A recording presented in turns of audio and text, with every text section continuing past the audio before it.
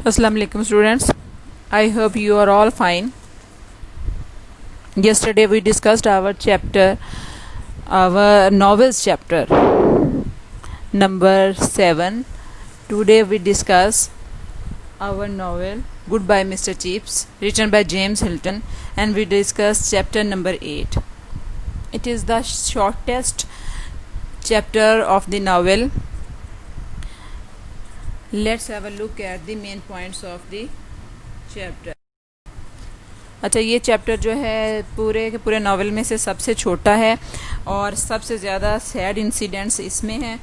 तो इसमें जो सबसे पहले है वो दिखाया गया है, वो यहाँ पर एक टाइम बताते हैं कि ये जो है 1 अप्रैल 1898 का टाइम है और ये वो दिन था जब कैथरीन की और मिस्टर चिप्स के बेटे की डेथ हुई थी।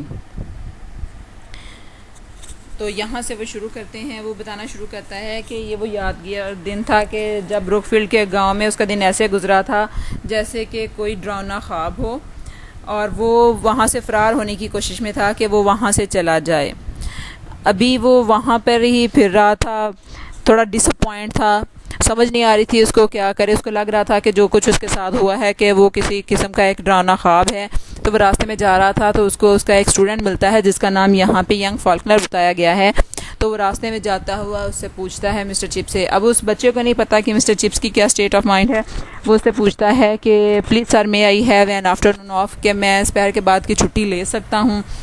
माई पीपल आर कमिंग अप, के मेरे जो वालिदैन हैं या मेरे रिश्तेदार हैं वो आ रहे हैं।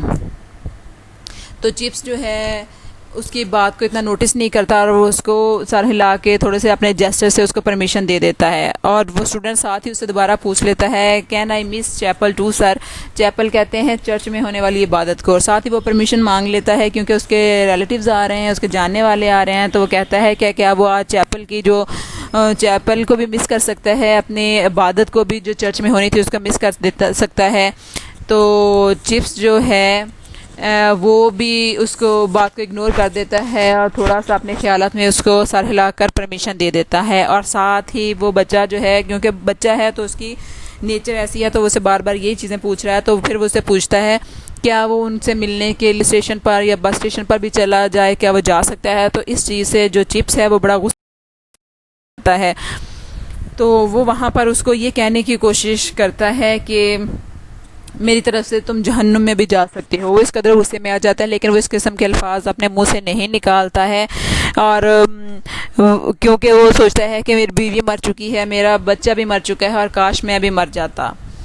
तो इस तरह से वो थोड़ा सा उस बच्चे को इग्नोर करता है और उसको छोड़कर आ जाता है। दरअसल वो सर हिलाता है और आगे बढ़ता चला जाता है। वह किसी से भी बात नहीं करना चाहता है और ना ही वो चाहता है कि कोई उससे कंडोलेंस करे, ताज़ियत करे। वो किसी की भी ताज़ियत जो है वो कबूल नहीं करना चाहता, वसूल नहीं करना चाहता है। और वो ना ही चाहता है कि लोगों के हमदर्दाना अल्फाज का सामना करे, क्योंकि वो इन हालात का आदी होना चाहता है। उसकी बीवी और बेटे की डेथ के दिन भी मिस्टर चिप्स अपनी 4th क्लास भी लेता है, यानी कि स्कूल में पढ़ा रहा होता है। अपना 4th लेक्चर भी वो जो है वहाँ पर लेता है। अभी वो वहाँ पर होता है, क्लास में होता है। तो वहाँ पर वो टेबल पर अपनी कोनियाँ टिका कर बैठा हुआ होता है। तो वहाँ पर कोई उसको बताता है कि उसके नाम पर काफ़ी जो है लेटर्स आए हुए हैं जिसको उसने खोल कर नहीं देखा है। तो चिप्स का ध्यान फिर उस तरफ जब उसकी इस तरफ तवज्जो दिलाई जाती है तो चिप्स जो है वो इन तमाम लेटर्स को एक एक करके फाड़ कर खोलता है। लेकिन वो हैरान रह जाता है कि हर एक में खाली कागज़ के अलावा कुछ भी नहीं था। हर किसी में से ब्लैंक शीट निकलती है, एक ब्लैंक पेज निकलता है।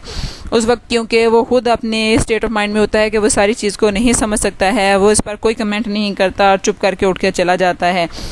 और बाद में आने वाले के दिनों तक भी वो समझ नहीं पाता कि क्या है। दरअसल ये 1 अप्रैल था और किसी ने उसके साथ अप्रैल फुल का मजाक किया हुआ होता है। डिफरेंट लोगों ने कि उसको खाली शीट्स भेजी हुई होती हैं। तो क्योंकि वो खुद अपने अभी इतनी सैडनेस में है, इतने दुख में है कि वो इन चीज़ों को नोटिस नहीं करता है।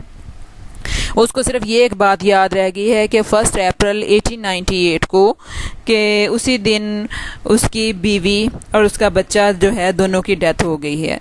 तो उसको ये सारी चीज़ें याद रहती हैं और उसकी तवज्जो किसी और तरफ नहीं है। ये हमारे नावल का सबसे शॉर्टेस्ट चैप्टर है, जिसमें उन्होंने अपनी सारी स्टोरी जो है वो डिस्क्राइब की है कि किस तरह से कैथरीन की डेथ हुई थी।